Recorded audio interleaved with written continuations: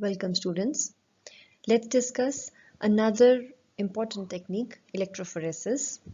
Electrophoresis has also revolutionized the research in life sciences and diagnosis in life sciences, medical sciences in a great way. Let's just get around the basics of electrophoresis. So, electrophoresis was first of all given by a Swedish physical biochemist Arne W.K. Tiselius. He was bestowed with Nobel Prize for his discovery, and the work for which he got Nobel Prize was he demonstrated the separation of serum proteins. He studied those proteins on the basis of electrophoresis. What exactly electrophoresis is? It's a method whereby charged molecules in solution, mainly proteins and nucleic acids, migrate in response to an electric field. So the proteins or the nucleic acids basically get separated in a charge to mass ratio and on the basis of their molecular size, and the phenomenon of electrophoresis can be understood in simpler terms as molecular sieving. So we'll get in detail upon that in later slides. So what are the factors that influence electrophoresis? What is the strength of electrical field that will decide how electrophoresis will be run. What is the net charge or size and shape of the molecules that are being analyzed. The ionic strength of the medium, what amount of ions are present in the medium and what are these ions, either positive ions or the negative ions. The viscosity of the medium and the temperature of the medium. Temperature also influences the electrophoretic mobility. So coming to the basics of electrophoresis, the basic protocol of electrophoresis can be summed up as a medium or a platform is required in which the sample, either nucleic acids, DNA or RNA or protein, is applied. This medium is called gel. It's a semi-solid medium. The gels are primarily of two types. The nucleic acids are run on agarose gels, whereas the proteins are analyzed on acrylamide or polyacrylamide gels. The concentration of the polymer, either the agarose or the acrylamide, decides the pore size of the gel, and thus it influences the sieving property. Higher the concentration, smaller the pore size, so and lower the concentration, larger the pore size, and so the sieve will be thicker or thinner. This the smaller size or bigger size will decide the mobility of a particular molecule through the sieve. It's a very simple concept to understand. So along with the samples, when we load the samples, a test is run alongside the sample, which is used as a reference. Electric field is applied once gel is prepared. In the gel, sample is loaded, standard is also loaded alongside the sample, and electric field is applied. And once the electrophoretic run, as we call one experiment of electrophoresis, when a complete gel is run, it is detected by the help of particular agents. Why we need the help of agents? Because as we know, protein and DNA are colorless in themselves. So in a solution, when you prepare a solution of a protein or a DNA, it will look as transparent as the water can look. So in order to detect them, you need some help. So that help is provided by certain agents, which we commonly also call dyes. So different dyes are used for different molecules. For proteins, we use ninhydrin, bromophenol blue, amido black, Comasi brilliant blue, or Ponshu red. whereas for DNA, ethidium bromide or cybergreen are used. So once detection has been done, then the pattern, electrophoretic pattern as we call it, is analyzed in reference to the standard that we have run. So when we call what is electrophoretic pattern, the pattern in which the particular molecules have moved along with the gel, that pattern is analyzed. Let's familiarize ourselves with an electrophoretic setup. The electric field is supplied by a power supply via the positive electrode shown here in black and a negative electrode shown here in black and a positive electrode depicted in red. The medium in which the analyte or sample moves separating on its way is a semi-solid gel. Either it can be agarose or polyacrylamide, represented here in the blue square. This gel has sample wells, represented in dark blue, in which sample is loaded. You can perceive the wells as pockets in the gel. The gel is submerged in buffer solution that provides the ion strength. The direction of the movement of electric field and the samples is from negative to positive electrode. This is the side view of the electrophoretic setup. You can clearly see how exactly the sample well looks like. It is imperative that the gel is always submerged in the buffer solution for enabling the movement of the charged ions. So that was a slab gel or a horizontal electrophoretic setup. This one here is a vertical electrophoretic setup, more widely known as a STS page setup. So in this, we have an upper tank, a lower tank. The contact between the two upper and the lower tank is maintained by a gel carrying the sample, and the sample wells, and in these sample wells the samples are loaded. The electric current moves in the direction from the negative to the positive electrodes. Now electrophoresis is based on the property of sieving. Let's shift to the B part of the figure, the electrophoretic mechanism. So it is based on the property of molecular sieving. We had just discussed in our first introductory slide. Sieving is the method in which two or more components of different sizes are separated from a mixture on the basis of difference in their sizes.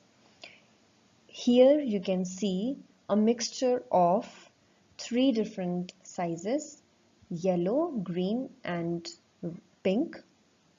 Yellow are the biggest ones, then middle ones are the green ones, and the smallest ones are the pink ones. So in this gel, this dark blue lines show the mesh, the pores of the gel, and as the electrophoretic field, the current will move, the ions will move from the negative to the positive. The charged ions, the molecules will also move, but because the pink ones are the smallest ones, they will face least resistance. They will move farthest, and whereas the middle ones, the green ones, are of the middle size, they will move slightly behind the pink ones, whereas the yellow ones, which represent the bigger ones, bigger molecules, will barely be able to move very small distance from the starting point. So this is how, on the basis of their size, influenced by the charge and the shape, the different molecules move at their particular different speeds, and this is how we can identify them by comparing across a with reference to a standard, a mixture of standard known standard sizes, molecules of known standard sizes.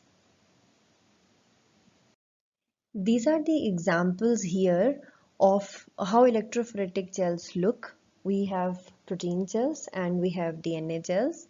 So a protein gel we discussed is based upon a polyacrylamide gel. In the first lane, the left hand lane, you can see there are markings of kilodaltons. These are standard. These represent the size. Then in the different lanes or which were wells, we have different samples loaded. You can see in this particular diagram, they have HA tagged beta galactosidase enzyme. So according to their size, we can see the target molecule, the beta galactosidase molecules fall somewhere between 100 and 150 kilodaltons.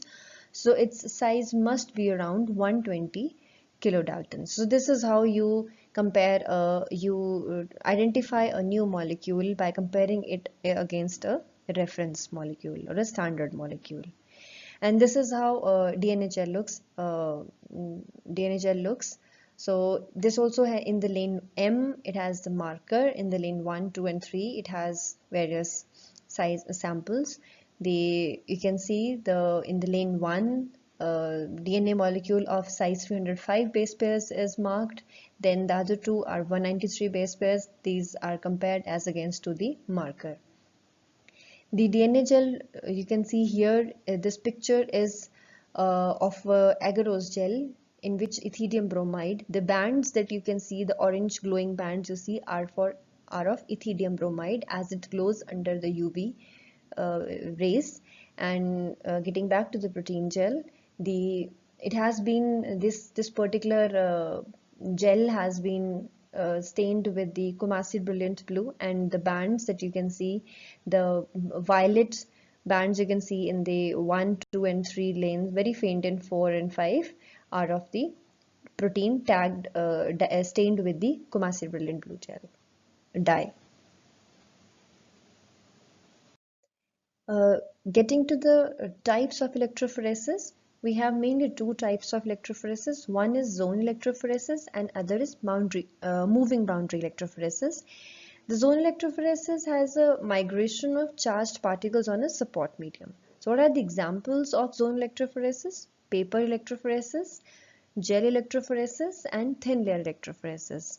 Whereas the examples of moving boundary electrophoresis, we have isoelectric focusing, capillary electrophoresis, and immunoelectrophoresis. So we'll discuss polyacrylamide gel electrophoresis. The acrylamide monomer is polymerized, and while polymerization, the crosslinks are formed by the bisacrylamide molecule, and hence the polyacrylamide gel is formed. These are tougher gels as compared to agarose gels. Polyacrylamide is thermostable, transparent. It's a stronger gel, and it is relatively chemically inert. So a chemically inert gel will be of most importance so that it does not degrade the protein that we want to analyze in it. It is important. Transparent, how will we be able to see a protein if the gel is in itself opaque?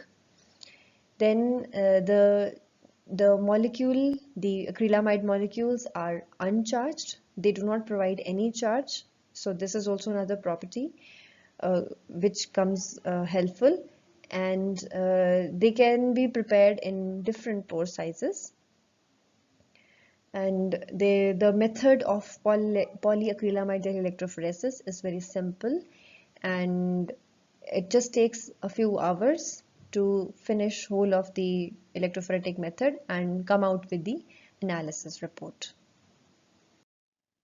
So as we discussed, that acrylamide monomer, you can see here on this figure at the right side, top right side, this is acrylamide monomers are shown here, and on the left side of the figure you have N,N-methylene bisacrylamide, the cross-linking agent.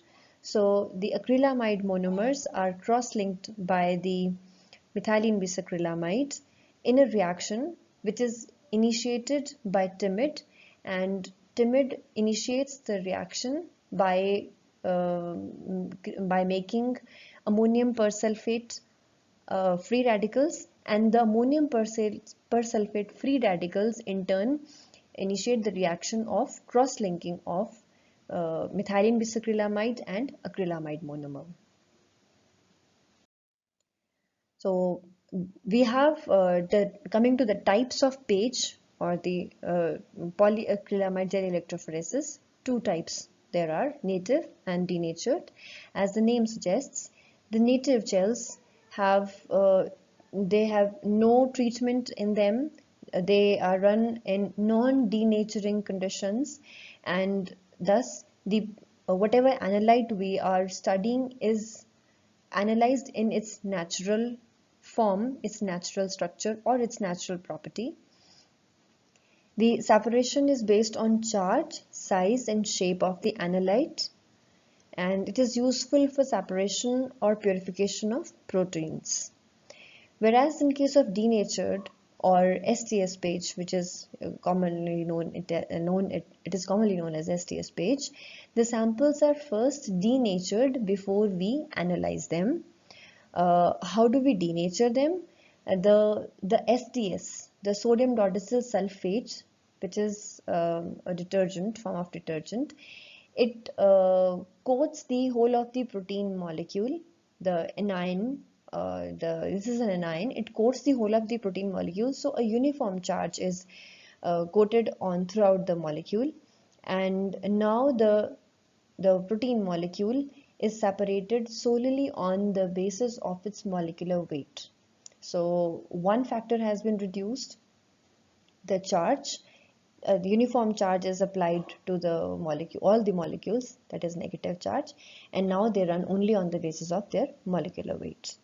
So it is a very common method and a very strong, powerful method for determining the molecular weight, subunit size, or number of subunits of a particular molecule, and even to detect the purity of the sample. STS page comes out very handy. Now, isoelectrofocusing is another interesting and powerful technique. It's a type of zone electrophoresis that separates proteins on the basis of difference in isoelectric point, or PI. Initially, a pH gradient is set up in a gel, as you can see here, a gradient of from 4 through 10 as marked on the extreme left of this gel, representative gel is set up. The sample is loaded, and on the influence of the pH, the positively charged proteins accumulate at lower pH and negatively charged ones accumulate at the higher pH. As the electric field is applied, the charged proteins start moving towards the opposite electrodes. Eventually, all of the proteins reach at a pH at which they no longer hold a charge, that is, the PI is achieved, and thereby the mobility is stopped. We know that the PI is the pH at which at which the net charge on the protein molecule is 0. This accumulation of protein molecules of like charge at one position gives the technique its name, isoelectric focusing. So the most common application of IEF, or isoelectric focusing, is to perform a 2D electrophoresis. As of now, we have discussed the techniques of electrophoresis in which the movement of molecules was observed only in one dimension, but IEF allows the movement of these focused bands or proteins focused at one band in the second dimension as depicted here. So the IEF gel is practically turned 90 degrees and placed on another STS gel, on another gel, STS gel, and then it is run. And for just to make you understand, there has been shown slight difference between the IEF gel and the STS gel, but practically the IEF gel is actually is in close contact with the STS gel, so that the moment the protein molecules leave the IEF gel, they enter the STS gel. So in the 2D electrophoresis, in the first step, will allow the separation on the basis of pi, whereas the second step will further separate all the molecules of one pi on the basis of different sizes via STS page. So you can see first, you can see the pink bands obtained of the proteins with one single charge. Each pink band represents one single charge, and then when the STS page is run on these, the green dots that show here location of different proteins with different sizes. So let's say in the third lane you can see on the same charge 3 different proteins were present, or in the second lane you can see 2 different proteins are present. So this is how the resolution, high amount of resolution obtained, that from a mixture of proteins further mixture of proteins can be identified. So what are the advantages of isoelectric focusing? It has a very high resolution. It is used to study the microheterogeneity of a protein. It is used for separating isoenzymes. You know, isoelectric focusing helps identify isoenzymes. And it is used for separation and identification of serum proteins. These are the sources that I've used for preparing this lecture. And with this GIF, I say thank you to you for being patient listeners.